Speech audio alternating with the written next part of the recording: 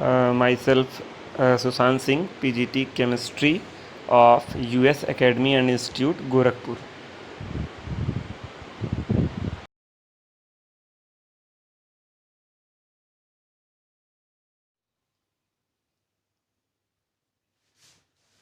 Good morning students. Myself Sushant Singh, PGT Chemistry. ठीक है, मैं आप लोग को केमिस्ट्री पढ़ाऊँगा और पढ़ाने जा रहा हूँ। उसके पहले तो मैं आप लोग को डिस्कस कर लूँ। यहाँ पर देखिए लिखा हुआ है क्लास 12 चैप्टर नंबर 3। क्लास 12 पर थोड़ा चमक रहा होगा, कोई बात नहीं, बाकी कंटेंट इसके नीचे लिखा जाएगा। यहाँ पर लिखा हुआ है class 12 chapter number 3 electro chemistry. Class 12 chapter number 3 electro chemistry, ठीक है। अच्छा, अब देखिए, ये शुरू करने के पहले मैं आपको बता दूं, क्लास 12 के सिलेबस में टोटल 16 चैप्टर्स हैं, 1 to 16, और बहुत ही लंबा पोर्शन कवर करता है आपका ऑर्गेनिक सेक्शन। जैसे आप पढ़े होंगे, केमिस्ट्री में 3 पोर्शन होते हैं, फिजिकल केमिस्ट्री, ऑर्गेनिक केमिस्ट्री और इनऑर्गेनिक केमिस्ट्री, ठीक है। तो ये जो क्लास 12 का सिलेबस है वो लगभग इक्वली सब में डिवाइडेड है। थोड़ा ज्यादा पोर्शन आपका ऑर्गेनिक केमिस्ट्री का, आप यूं कह सकते हैं कि 40% के करीब ऑर्गेनिक है, 30% के करीब आपका इनऑर्गेनिक है और 30% के करीब आपका फिजिकल केमिस्ट्री है। तो 30-30, 60-40, 100, टोटल 16 चैप्टर आपके सिलेबस में है। 16 में से जो स्टार्टिंग के 4 चैप्टर हैं, chapter number 1 solid state, chapter number 2 solution, chapter number 3 electrochemistry and chapter number 4 chemical kinetics, ये आपके फिजिकल केमिस्ट्री वाले पोर्शन हैं। तो मेरा टारगेट क्या रहता है हमेशा से कि मैं जो है आपको क्या कहते हैं, एक फिजिकल का पढ़ाता हूं, फिर मैं एक इनऑर्गेनिक का पढ़ा देता हूं, फिर मैं एक ऑर्गेनिक का पढ़ा देता हूं। ये क्लास 12 है। अगर क्लास 11 होता है तो मैं चैप्टर 1 से लाइन से पढ़ाता हूं, लेकिन क्लास 12 में ऐसा कोई जरूरी नहीं है। क्लास 12 का बोर्ड एग्जाम होता है, वर्ल्ड वाइड सेम डेट पे एग्जाम होता है, ठीक है। चाहे दिल्ली का बच्चा हो, चाहे बिहार का हो, चाहे यूपी का हो, चाहे हरियाणा का हो, एक ही डेट के दिन उसका केमिस्ट्री का एग्जाम होगा। और उसको इससे मतलब नहीं है कि उसके स्कूल में किस सीक्वेंस में पढ़ाया गया, आना सिलेबस में 16 का 16 चैप्टर ही है और हर चैप्टर का अपना एक नंबर कंटेंट होता है। जैसे chapter number 1 solid state 4 number का आता है, 4 से 5 नंबर, एक राउंड फिगर होता है, मैक्सिमम 4, कभी कभी 5 का। जैसे मैंने लिखा है चैप्टर नंबर 3 इलेक्ट्रोकेमिस्ट्री, तो इलेक्ट्रोकेमिस्ट्री 5 नंबर का आता है, न्यूमेरिकल वाला चैप्टर है, 5 नंबर का आता है। तो आज के पहले वीडियो में मैं आप लोग को थोड़ा सा केमिस्ट्री के सिलेबस के बारे में बताया कि 16 चैप्टर हैं, 40% पोर्शन ऑर्गेनिक कवर करता है। जब ऑर्गेनिक शुरू करूंगा तो वहां पर कुछ आपको 11th का बेसिक ऑर्गेनिक भी बताऊंगा। बिना 11th का बेसिक ऑर्गेनिक जाने आप 12th का डायरेक्ट ऑर्गेनिक समझ ही नहीं पाएंगे, तो काफी समय उसमें लगेगा, ऑर्गेनिक पोर्शन में काफी समय लगेगा। अच्छा, 16 चैप्टर है। अगर आप इस 16 चैप्टर को अपने टोटल ईयर के सिलेबस में डिवाइड करें तो एट एन एवरेज, अगर आप बात करें मई से स्टार्ट कर रहे हैं, मई, जून, जुलाई, अगस्त, सितंबर, अक्टूबर, नवंबर, दिसंबर, जनवरी, फरवरी, मार्च से एग्जाम होता है, 10 महीने आपके पास हैं। You have total 10 months. अगर आप अपने 16 चैप्टर को 10 महीने में डिवाइड कर ले तो एक महीने में कितना आएगा, 1.6, मतलब एक महीने में लगभग आपको 1.5 चैप्टर पढ़ना है। एक चैप्टर और किसी एक चैप्टर का आधा चैप्टर खूब बढ़िया से, academic, NCERT, side book, competition. अरे यार, एक महीने में 1.5 चैप्टर, 30 दिन होते हैं, 30 दिन में 1.5 चैप्टर, कौन सी बड़ी बात है यार। 5 सब्जेक्ट है, 5 का 1.5 चैप्टर, 7.5 चैप्टर हो गए। हाँ, कुछ चैप्टर बड़े होते हैं, जैसे आपके 12th के सिलेबस का सबसे बड़ा चैप्टर है पी ब्लॉक, 8 नंबर आता है बोर्ड में, 8 नंबर उसी से आता है, उससे अधिक नंबर किसी और चैप्टर से आता ही नहीं। सेकंड सबसे बड़ा चैप्टर है aldehyde, ketone and carboxylic acid, organic chemistry का, 6 नंबर उससे आता है और किसी चैप्टर से 6 नंबर नहीं आता है। मतलब एक 8 नंबर का, एक 6 नंबर का, बाकी सब 5-4-3 वाले हैं, 5-4-3 वाले हैं। तो ये टारगेट आपको बना के लेके चलना है, ठीक है। तो ये मान के चलिए बहुत तेज हड़बड़ाना नहीं है, लॉकडाउन भी है, छुट्टी भी चल रही है, एक टॉपिक एक दिन में उठाइए, खूब बढ़िया से उस पर क्वेश्चन लगाइए। तो आज मैं उठाया हूं चैप्टर नंबर 3 इलेक्ट्रोकेमिस्ट्री। इसके बाद मैं आपको हो सकता है इनऑर्गेनिक का एक चैप्टर पढ़ा दूं, फिर हो सकता है एक ऑर्गेनिक का पढ़ा दूं, फिर वापस फिजिकल पे आ जाऊं, तो उससे कोई मतलब नहीं है। आपको होल सोल ये समझना है कि मार्च में बोर्ड एग्जाम देना और एक चैप्टर जो आप पढ़ रहे हैं उसकी खूब बढ़िया से तैयारी करें, ठीक। तो आइए चैप्टर नंबर 3 नाम पे जाते हैं। सबसे पहले आज इंट्रोडक्टरी क्लास है, बस आप इलेक्ट्रोकेमिस्ट्री समझ लें क्या होता है, यही आपके लिए बहुत बड़ी बात है। नाम पे जाते हैं। आइए, इलेक्ट्रो का मतलब क्या होता है। इलेक्ट्रो वर्ड एक वर्ड से बना हुआ है, इलेक्ट्रिकल। अच्छा, एक वर्ड बना हुआ है इलेक्ट्रिकल। हूं मैं केमिस्ट्री का टीचर, देखिए सबसे पहले आपके सामने उठाकर मैंने रख दिया, क्या रख दिया, फिजिक्स।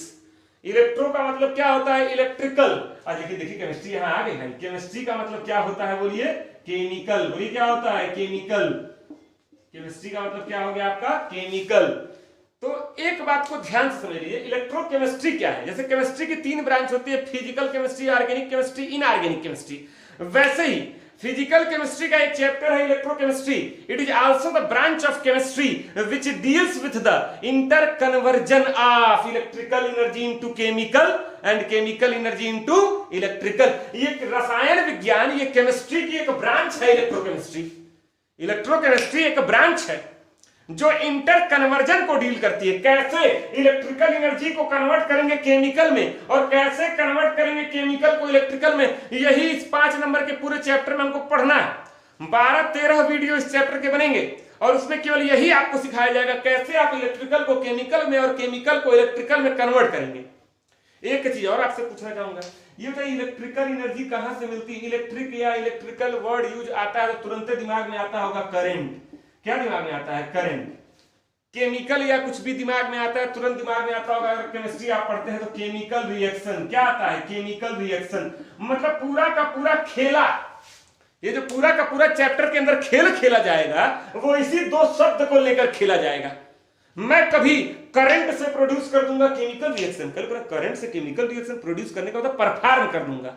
मैं कभी करंट से केमिकल रिएक्शन परफॉर्म कर दूंगा, कभी केमिकल रिएक्शन से करंट प्रोड्यूस कर दूंगा। करंट परफॉर्म नहीं होता, करंट प्रोड्यूस होता है। तो कभी करंट से केमिकल रिएक्शन परफॉर्म कर दूंगा और कभी केमिकल रिएक्शन से करंट प्रोड्यूस कर दूंगा। आप अपने घर में केमिकल रिएक्शन परफॉर्म करा के बल्ब जला सकते हैं अपने घर में। साइंस एग्जीबिशन वगैरह में कई बच्चे जाते हैं और बनाते हैं ऐसा मॉडल कि फ्लोइंग वाटर है या समथिंग एल्स है और दिखाते हैं गार्जियंस को, देखिए छोटा सा बल्ब जल गया। तो इस पूरे 5 नंबर के चैप्टर में हमको यही पढ़ना है, ठीक है। तो अगर कोई पूछे इलेक्ट्रोकेमिस्ट्री की डेफिनेशन क्या है, बोल रहा हूं धीरे धीरे, लिखने का मन करे तो लिख लेना। The branch of science which deals with the interconversion of electrical energy into chemical and chemical energy into electrical is called electrochemistry। अभी मेरा मन नहीं भरा इस चैप्टर का नाम समझाकर, अभी एक तरीके से और आपको समझा रहा हूं, इसको मिटा रहा हूं। चलिए देखिए, इलेक्ट्रोकेमिस्ट्री अभी आपको समझाया था मैंने, ठीक है। इलेक्ट्रिकल और केमिकल का इंटरकन्वर्जन। आगे बढ़ते हैं। अगर आपसे मैं पूछूं, पूरी दुनिया में आपको पता है 2 तरह के प्रोसेस होते हैं। एक आपका होता है स्पॉन्टेनियस। बोलिए क्या होता है? स्पॉन्टेनियस। नाम सुना है? एक आपका होता है स्पॉन्टेनियस और एक आपका होता है नॉन स्पॉन्टेनियस। क्या होता है? Non spontaneous. स्पॉन्टेनियस और नॉन स्पॉन्टेनियस। अगर कोई तुमसे पूछे कि what do you mean by spontaneous, तो स्पॉन्टेनियस का मतलब जानते हो क्या होता है? जो स्वतः हो, सेल्फ हो, अपने आप हो। ऐसे सारे प्रोसेस जो अपने आप होते हैं नोन एज क्या? स्पॉन्टेनियस।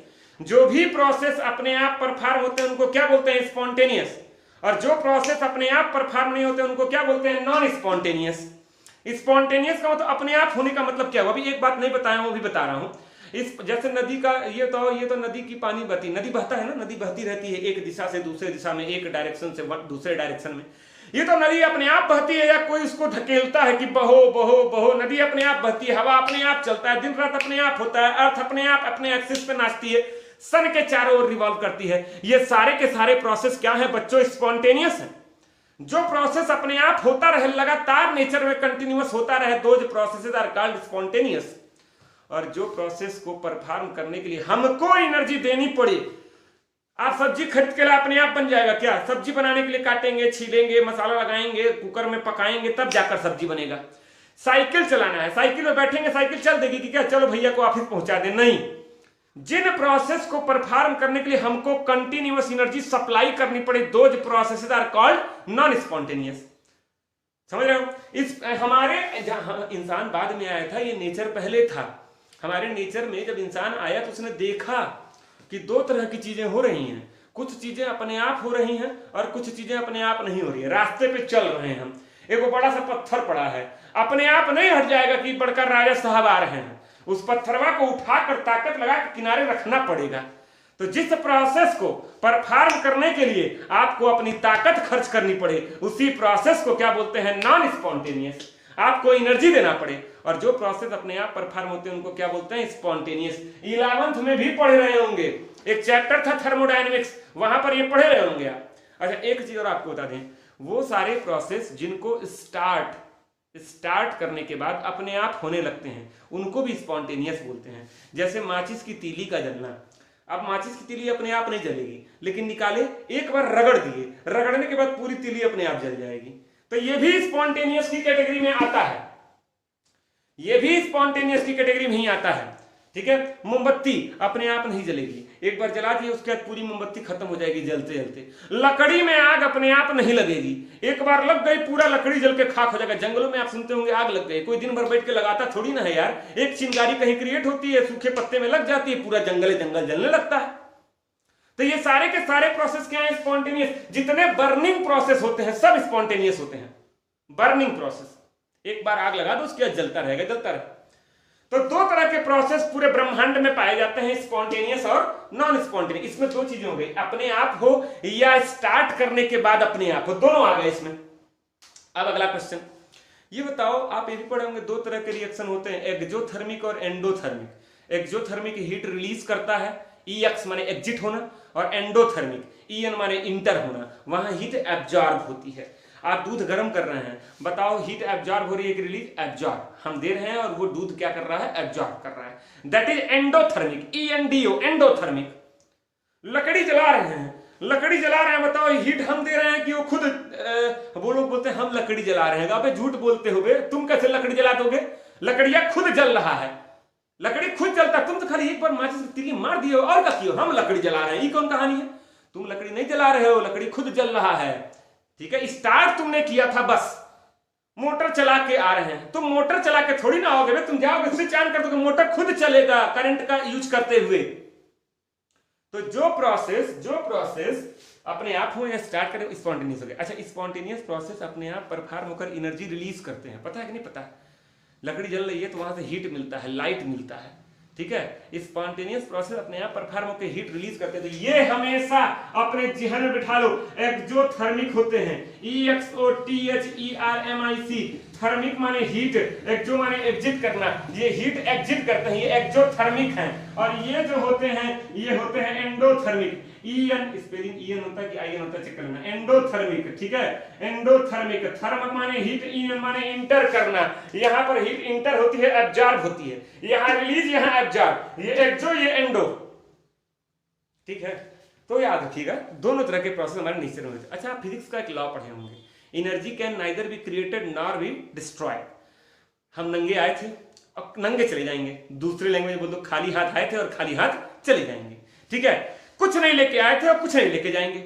इंसान जब धरती पे आया कुछ नहीं था उसके पास, लेकिन आज बहुत कुछ है इंसान के पास, जब तक जिंदा है तब तक बहुत कुछ है। कहां से कमाया? इसी नेचर से तो लिया। तो नेचर में दोनों तरह के प्रोसेस हो रहे हैं, ये दे रहा है क्या? एनर्जी। ये ले रहा है क्या? एनर्जी। इसके बीच के मीडियम है कौन? हम, मैन, इंसान। हम खाली हाथ आए थे, इससे एनर्जी लिए, ये नेचर में हो रहा था, एनर्जी दे रहा था, इससे एनर्जी लिए और उस एनर्जी का इस्तेमाल किए इसको परफॉर्म करने के लिए, क्योंकि ये अपने आप नहीं हो रहा था। हम घर पे रोटी दाल चावल खा लिए, हमारी बॉडी के अंदर कंबसन हो रहा है, खाने का कंबसन हो रहा है। कंबसन क्या है? एक्सोथर्मिक है। हमारी पूरी बॉडी में एनर्जी आ गई, हम दौड़ते हुए गए और दिन भर काम किए, 4 घंटा पढ़ाए, शाम को गए सब्जी भी खरीदे, मोटरसाइकिल भी चलाए, खूब काम किए। मतलब हमको एनर्जी कौन दिया? ये दिया कौन? Spontaneous process. तो हम नदी का पानी बहता है, आप लोग पता होगा, बहते हुए पानी पे डैम बनाकर इलेक्ट्रिसिटी प्रोड्यूस की जाती है ना, सुने होंगे। तो बहते हुए पानी पे डैम बनाकर इलेक्ट्रिसिटी प्रोड्यूस कर रहे हैं, तो बहता हुआ पानी क्या हो गया? स्पॉन्टेनियस। वो एनर्जी रिलीज कर रहा था और साइंटिस्ट लोगों ने उस एनर्जी को कन्वर्ट कर दिया किसमें? इलेक्ट्रिकल एनर्जी में। कुछ समझ में आ रहा होगा, यही डिटेल में इस चैप्टर में पढ़ना है। ठीक है, तो देखिए मैं इस चैप्टर का अभी चैप्टर का नाम नहीं समझा पाया हूं यार, क्या करें। देखिए यहाँ छोटा सा लिख रहा हूँ, स्पॉन्टेनियस केमिकल रिएक्शन। कई रुपए प्रोसेस लिखिए, थोड़ा केमिस्ट्री पढ़ा रहा हूँ तो रिएक्शन पे आ जाने दो। तो S माने स्पॉन्टेनियस, C माने केमिकल, R माने रिएक्शन लिखना, स्पॉन्टेनियस केमिकल रिएक्शन। अच्छा, तो स्पॉन्टेनियस केमिकल रिएक्शन हीट क्या करेगा? रिलीज करेगा। तो ये एनर्जी देगा, ये एनर्जी देगा, कैसी एनर्जी देगा? CE माने केमिकल एनर्जी। इस केमिकल एनर्जी को कन्वर्ट करेंगे हम किसमें? कन्वर्ट करेंगे किसमें? हम इलेक्ट्रिकल एनर्जी में। केमिकल एनर्जी को हम कन्वर्ट करेंगे किसमें? इलेक्ट्रिकल एनर्जी में। और फिर इस इलेक्ट्रिकल एनर्जी से हम परफॉर्म कराएंगे नॉन स्पॉन्टेनियस केमिकल रिएक्शन। देखिए आपके सामने लिखा हुआ है, देख लीजिए। ये कोई पूछे क्या है, एक्सो है। ये कोई पूछे क्या है, ये क्या है, एंडो है। ये एक्सो है, ये एंडो है। हमने इसकी केमिकल एनर्जी को कन्वर्ट किया इलेक्ट्रिकल एनर्जी, कहने का मतलब क्या हुआ, करंट से करंट में प्रोड्यूस कन्वर्ट किया। और ये सीई का मतलब क्या हुआ, केमिकल एनर्जी हुआ। बोलिए क्या हुआ, केमिकल एनर्जी हुआ। ठीक है, तो हमने स्पॉन्टेनियस केमिकल रिएक्शन की एनर्जी को, केमिकल एनर्जी को इलेक्ट्रिकल एनर्जी में कन्वर्ट किया और इलेक्ट्रिकल को again non spontaneous chemical reaction में कन्वर्ट किया। मतलब ये भी केमिकल और बीच में इलेक्ट्रिकल। मतलब केमिकल कन्वर्ट हुआ इलेक्ट्रिकल में, फिर इलेक्ट्रिकल से परफॉर्म कराए केमिकल, यानी inter conversion of chemical into electrical and electrical into chemical, that is called electrochemistry. अभी तक केवल चैप्टर का नाम समझा रहे थे भैया, कोई दिक्कत है इसको नोट कर लीजिए। ठीक है, धीरे धीरे पढ़ेंगे, कोई तेजी नहीं है। बहुत शानदार चैप्टर है, बहुत बड़ा बड़ा और बहुत बढ़िया बढ़िया न्यूमेरिकल आने वाला है। ठीक है, नोट कर लीजिए, फुल फॉर्म सबका लिख लीजिएगा, मैं नहीं लिखा हूं, इसे कई बार बोल भी दिया हूं। Spontaneous chemical reaction, chemical energy, electrical energy और नॉन स्पॉन्टेनियस केमिकल रिएक्शन, इसी ओवरऑल स्टडी को क्या बोलते हैं, इलेक्ट्रोकेमिस्ट्री। अब देखिए, कुछ इस चैप्टर को समझने के लिए कुछ बेसिक टर्म्स आपके क्लियर होना जरूरी है। फिजिक्स वाले टर्म्स हैं, हो सकता है मैं जो आपको पढ़ाने जा रहा हूँ ये आपको आ भी रहा हूँ, लेकिन मैं ये मान के पढ़ा रहा हूँ कि मेरे पास हर तरह के बच्चे हैं, बहुत तेज बच्चे भी हैं, बहुत वीक बच्चे भी हैं।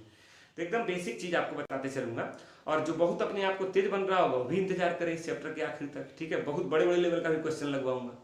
ठीक है, जो आप सोचे नहीं होंगे कि शायद आपसे लग पाएगा। आज देखना जरा इलेक्ट्रोकेमिस्ट्री की बुक खोल के बाद देखना कैसे कैसे क्वेश्चन है। ठीक है, 20% अगर उसमें से न्यूमेरिकल तुमको समझ में आ जाए बहुत बड़ी बात है। तो वो सब यहाँ पे आपके लिए हलवा कर दूंगा एक से एक ट्रिक के साथ। ठीक है, अब देखिए सम बेसिक टर्म्स। अब बात है सम बेसिक टर्म्स कहने का मतलब क्या हुआ, आइए इसमें पहला टर्म आपका आता है। चलिए, मुझे फिजिक्स नहीं आती है, पहले बता दे रहा हूँ, फिर भी पढ़ा रहा हूँ। सबसे पहला आपका आता है ओम्स लॉ। क्या, ओम्स लॉ। चलिए, अभी क्लास होता तो खटाक से जो 80-90% बच्चे हाथ उठाते हैं, अरे सर ये क्या है, 9th में पढ़े थे, ओम्स लॉ क्या है। बिल्कुल सही बात है। तो ओम्स लॉ क्या है आप जानिए, हम जानते हैं, खाली यही है, फार्मूला एक हमको आता है, V = I। ठीक है, चलिए बताइए यहाँ V क्या है। कई लोग बोलते हैं वोल्टेज, कई लोग बोलते हैं पोटेंशियल डिफरेंस, जो बोलिए आप इसको बोलते हैं, मैंने बोल दिया पोटेंशियल डिफरेंस। कई लोग पी से नहीं लिखा, वोल्टेज भी आप बोल सकते हैं, पोटेंशियल डिफरेंस। ठीक है, इसका यूनिट क्या होता है आप जान ही रहे होंगे, वोल्ट होता है। I का मतलब क्या हो गया बोलिए, करंट। करंट की यूनिट क्या होती है बताइए, एम्पियर। एम्पियर शॉर्टकट में AMP भी लिखा जाता है। R का मतलब क्या होता है बताइए, रेजिस्टेंस। शुद्ध प्रोनाउंसिएशन इसका इंग्लिश में करेंगे तो रेसिस्टेंस पढ़ते हैं, रेजिस्टेंस नहीं पढ़ते हैं। क्या पढ़ते हैं, रेसिस्टेंस, सिस पढ़ते हैं, रेसिस्टेंस। ठीक है, इसको R का हो गया रेसिस्टेंस, इसको हम लिख सकते हैं क्या, इसकी यूनिट क्या होती है, ओम। ओम, और ऐसे आप लोग बनाते भी होंगे, ये सिंबल है ओम का, यूनिट के साथ तीनों चीजें लिख दी, यही ओम्स लॉ है। V क्या है, पोटेंशियल डिफरेंस है। I क्या है, करंट है। R क्या है, रेजिस्टेंस है। मेरा क्वेश्चन आपसे, सबसे पहला क्वेश्चन मेरा आपसे, व्हाट इज रेजिस्टेंस। अगर कोई आपसे पूछ ले कि बताओ बच्चों रेजिस्टेंस क्या है, ठीक है, तो बोलते हैं लोग, बच्चे बोलते हैं विच रजिस्ट करंट फ्लो। मैंने प्रॉपर्टी थोड़ी ना पूछी है, मैंने ये थोड़ी ना पूछा है कि, मैंने ये नहीं पूछा है कि बताओ रेजिस्टेंस क्या करता है। सही बात है, करंट फ्लो को रोकता है, लेकिन ये क्या है, सुशांत क्या है। अब बोलेंगे पढ़ाता है। अबे तो सुशांत का काम है ना पढ़ाता है। सुशांत क्या है, इंसान है। रेजिस्टेंस क्या है आप लोग जान जाइए, रेजिस्टेंस प्रॉपर्टी है। बोलो क्या है, प्रॉपर्टी, विशेषता। किसी भी मटेरियल की, मटेरियल में सब आ गए, लिविंग नॉन लिविंग बोथ आ गए, मटेरियल में सब आ गए। केमिस्ट्री के 118 एलिमेंट आ गए और उनसे बने हुए सारे कंपाउंड आ गए, लिविंग हो या नॉन लिविंग हो। दुनिया का कोई भी मटेरियल हो, उसके अंदर दो तरह की प्रॉपर्टी होती है, दो तरह की, एक होता है रेजिस्टेंस, एक होता है कंडक्टेंस। रेजिस्टेंस रोकता है, ये दोनों क्या है, तो बोले रेजिस्टेंस क्या है, प्रॉपर्टी है, कंडक्टेंस क्या है, प्रॉपर्टी है। ये दोनों प्रॉपर्टी है। जैसे मैं अभी आपसे कहूं कि बच्चों चलना है एक जगह चोरी करने, एक जगह चोरी करने चलना है। अच्छा अब बताइए आपको कैसा लगेगा। अरे भाई आपको अच्छा भी लग सकता है, बुरा भी लग सकता है। मेरे सामने तमाम तरह के बच्चे बैठे हैं, जो कहेंगे बहुत से सर भी हमारे टाइप के हैं, चलो चलते हैं आज जो है सर मन की इच्छा पूरी करवा रहे हैं, चला जाए किसी बड़े बैंक को लूटा जाए। ठीक है, और कुछ बच्चे कहेंगे नहीं नहीं बहुत बुरी बात है, मम्मी पापा बताए हैं, सिखाए हैं, गलत बात है, नहीं सीखना चाहिए। अच्छे ये तो गंदे टीचर हैं, चोरी सिखा रहे हैं। आपके अंदर दो तरह की प्रॉपर्टी है, एक कहेगा यार सर खुद कह रहे हैं चलो चोरी करने चला जाए, चलो सर के साथ चलते हैं, अगर ये पकड़ में आ भी गए, अगर पकड़े भी गए तो क्या हुआ सर, ही फंसेंगे भाई, हमारे गुरु हैं, इन्हीं की ज्यादा बेइज्जती होगी। अच्छा वाला आपको कहेगा मत करो चोरी, बहुत बुरी बात है, सर कह रहे हैं तो क्या हुआ, सर का मति भ्रष्ट हो गया, चोरी नहीं करना चाहिए, बहुत गंदी बात है। दोनों आपके अंदर लड़ेंगे, अच्छा वाला बुरा वाला, जीतेगा कोई एक। अगर बुरा वाला जीत गया तो आप चोरी करने चलेंगे, अगर अच्छा वाला जीत गया तो आप चोरी करने नहीं चलेंगे। इन दोनों में से एक होगा, एक नहीं होगा। हर मटेरियल के अंदर दो तरह की प्रॉपर्टी होती है, रेजिस्टेंस और कंडक्टेंस। रेजिस्टेंस रोकता है, कंडक्टेंस अलाउ करता है। रेजिस्टेंस किसको रोकता है? करंट फ्लो को। कंडक्टेंस किसको अलाउ करता है? करंट फ्लो को। कोई पूछे रेजिस्टेंस क्या है? प्रॉपर्टी है। क्या किसको रेजिस्टेंस क्या है? प्रॉपर्टी है। क्या करता है? रोकता है। किसको? करंट को। कंडक्टेंस क्या है? प्रॉपर्टी है। किसका? मटेरियल का। क्या करता है? अलाउ करता है। किसको? करंट फ्लो को। तो ये दोनों प्रॉपर्टी है मटेरियल की। अच्छा तो ये प्लास्टिक है, बताओ इसका रेजिस्टेंस ज्यादा है या कंडक्टेंस? तो आपको बता दें नॉर्मल हमारे घरों में 220 वोल्ट की सप्लाई आती है। अगर मैं 220 वोल्ट की सप्लाई की बात करूं तो इतने पर ये क्या है? रेजिस्टेंस है। अगर आप 220 वोल्ट की सप्लाई इसको देंगे तो इसके अंदर करंट फ्लो नहीं होगा। आप एक सिरा पकड़ के एक सिरे को 220 वोल्ट वाले प्लग में लगा दिए, करंट फ्लो नहीं होगा। ये रेजिस्टेंस है, इसने करंट फ्लो को रोक दिया। लेकिन अगर इसी मटेरियल को आप 10,000 वोल्टेज का तार घरों के ऊपर जाता है, उसको ले जाके छू दीजिए इसी से, ये भी पिघल जाएगा, आप भी पिघल जाएंगे। बताओ 10,000 वोल्टेज पे ये क्या हो गया? कंडक्टर हो गया। इसके अंदर करंट फ्लो अलाउ हो गया। यानी इसके अंदर दोनों प्रॉपर्टी थी, रोकने वाली भी और अलाउ करने वाली भी। लो पावर पे ये रोक दे रहा था, हाई पावर पे अलाउ कर दे रहा था। बोलिए सही है ना? लोग कहते हैं कि किसी को करंट मारे तो लकड़ी के फट्ठे उट्ठे से छुड़ाना चाहिए। आपको मैं बता दूं, घर के अंदर करंट मार रहा है तो लकड़ी के फट्ठे से छुड़ा देना, लेकिन बहुत हाई वोल्टेज का तार पकड़ लिया है तो लकड़ी के फट्ठे से छुड़ाने मत जाना। फट्ठा भी चिपक जाएगा, उसके साथ साथ आप भी चिपक जाएंगे। डिपेंड करता है कितने पावर की करंट आ रही, वही डिफाइन करती है कि ये मटेरियल रजिस्टर होगा या कंडक्टर होगा। इसका रेजिस्टेंस प्रॉपर्टी जीतेगा या कंडक्टेंस प्रॉपर्टी जीतेगा। ठीक है? हाँ, तो ध्यान रखिएगा। तो रेजिस्टेंस और कंडक्टेंस दोनों प्रॉपर्टी है, depends on the power of current, depends on the power of current. ठीक है? अब देखिए, इसको आप नोट करिए, पहला पॉइंट था ओम्स लॉ। अब इसी में मैं एक चीज आपको और समझाऊंगा, इसी को मिटा रहा हूं। ठीक है? अच्छा आप देखिए, रेजिस्टेंस का एक फार्मूला आप लोग पढ़े होंगे। Resistance R is equal to होता है रो L बाई A, पढ़े होंगे, सब आता है। ये सेकंड पॉइंट है आपका। सेकंड पॉइंट आपका रेजिस्टेंस था और इसमें आपने फार्मूला देख लिया, R is equal to rho L by A। चलो तो L क्या है? आप लोग फिजिक्स में पढ़ते होंगे लेंथ ऑफ द वायर, लेकिन यहाँ आप केमिस्ट्री पढ़ रहे हैं ना, यहाँ वायर की बात नहीं करेंगे, तो यहाँ हम पढ़ेंगे लेंथ ऑफ द सेल। एक ऐसा सेल जिसके अंदर कोई सॉल्यूशन भरा होगा, केमिकल रिएक्शन परफॉर्म होगा, उस सेल की बात कर रहे हैं। ए क्या है? Area of cross section, area of cross section of cell, area of cross section of cell. A क्या है? Area of cross section of cell. ठीक है? क्रॉस सेक्शन की स्पेलिंग सही होगी। ठीक है? Cross section of cell. अच्छा आप देखिए, रो क्या है? अच्छा आप देखो, रो को बोलते हैं रेजिस्टिविटी, रेजिस्टेंस रेजिस्टिविटी, अभी बता रहा हूं। अच्छा तो इफ अगर L बराबर हो जाए 1 सेंटीमीटर, आप मीटर भी ले सकते हैं, A बराबर हो जाए 1 सेंटीमीटर स्क्वायर, तो ये L भी 1, A भी 1, तो 1/1 कुछ नहीं, तो R इज इक्वल टू क्या हो जाएगा? Rho. Then R is equal to क्या हो जाएगा? रो। इसको इस पे होता है RHO, रो पढ़ते हैं, रो। ठीक है? RHO, रो। ये क्या है? रेजिस्टेंस है। ये क्या है? रेजिस्टिविटी है। रेजिस्टिविटी है, रेजिस्टिविटी। अच्छा कोई तुमसे पूछे रेजिस्टिविटी क्या है? रेजिस्टिविटी क्या है? तो resistivity is equal to resistance. देखिए, resistivity is equal to resistance when the length and area of cross section of cell is unit बने 1 resistivity is equal to resistance when L is equal to 1 centimeter, A is equal to 1 centimeter square। अच्छा क्यों बताओ, आप लोग 9th 10th पढ़े होंगे volume का formula. Volume का फार्मूला होता है बेस एरिया, ए माने एरिया, इनटू हाइट, HEI जो भी है, GHT इनटू हाइट। ये हमारा सेल है, इसकी हाइट है L माने वही लेंथ, लेंथ, और एरिया ऑफ क्रॉस सेक्शन है ए, तो बताओ इसका वॉल्यूम क्या होगा, ए इंटू एल। अच्छा ए भी 1 है, एल भी 1 है, तो वॉल्यूम भी क्या हो जाएगा 1 सेंटीमीटर क्यूब। क्यूब क्यों हो गया, क्योंकि ये सेंटीमीटर स्क्वायर था, ये सेंटीमीटर था, मल्टीप्लाई होकर सेंटीमीटर क्यूब हो गया। तो मैं अलग अलग बोलूं कि 1 सेंटीमीटर या 1 सेंटीमीटर स्क्वायर, तो मैं ऐसे नहीं बोल सकता हूं कि यूनिट वॉल्यूम, यूनिट वॉल्यूम। तो अगर कोई पूछे रेजिस्टिविटी क्या है, तो resistivity is the value of resistance. Resistivity क्या है, resistivity is the value of resistance for unit volume.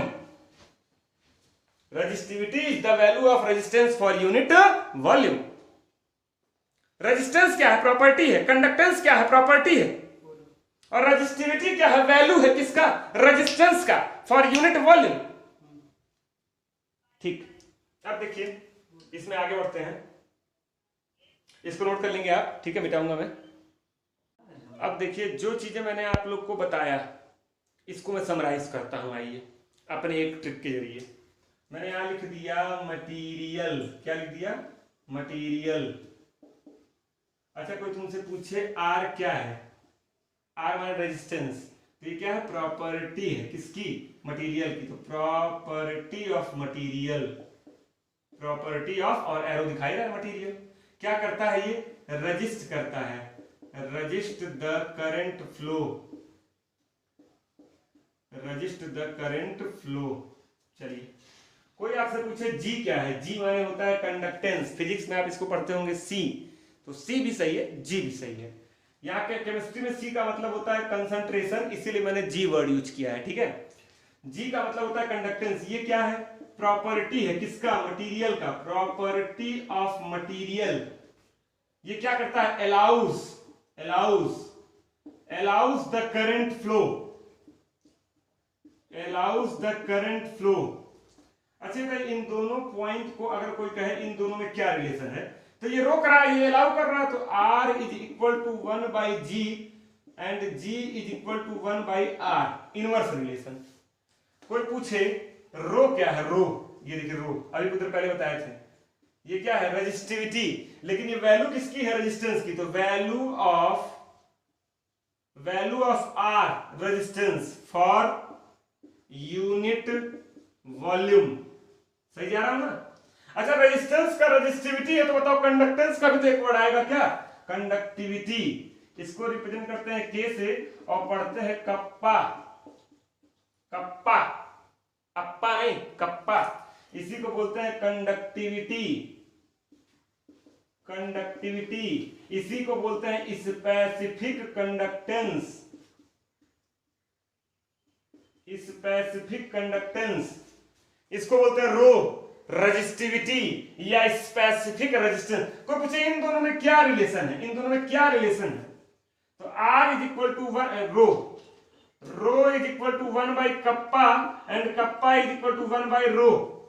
कोई पूछे कप्पा क्या है, value of G, value of G for unit volume, ये वर्ड बोलना जरूरी है, फॉर यूनिट वॉल्यूम। क्योंकि सारी कहानी कहां से लाए हो, तो R is equal to rho L by A, अभी कुछ देर पहले डिराइव किए थे, याद आ रहा है, R is equal to rho L by A. पूरा समरी आपके सामने लिखा हुआ शानदार तरीके से। ये क्या है, रेजिस्टेंस है, property of material, resist the current flow. G क्या है, property of material, allows the current flow. इन दोनों में क्या रिलेशन है, इनवर्स। R से आ गया रो, रो क्या है, value of R for unit volume. Kappa क्या है, value of G for unit volume. ये रेजिस्टेंस था, ये रेजिस्टिविटी था, ये कंडक्टेंस था, ये कंडक्टिविटी था, ये रेजिस्टेंस था, ये स्पेसिफिक रेजिस्टेंस था, ये कंडक्टेंस था, ये स्पेसिफिक कंडक्टेंस था। यहां लिख दे रहा हूं तो कहीं कंडक्टेंस, ठीक है, यहां नहीं लिखा हूं, इसको एक बार चिल्ला चुका हूं, इसे लिखा नहीं। तो ये पूरा आप नोट कर लेंगे खूब बकायदे। ये मैंने जानते हैं केवल आपको चैप्टर का इंट्रोडक्शन दिया। तो आते हैं अगले वीडियो में, धीरे धीरे न्यूमेरिकल की ओर भी आएंगे। जब न्यूमेरिकल की ओर आएंगे तो एक आध वीडियो में केवल न्यूमेरिकल ही लग पाएंगे, तो उसके लिए आप परेशान मत होइएगा।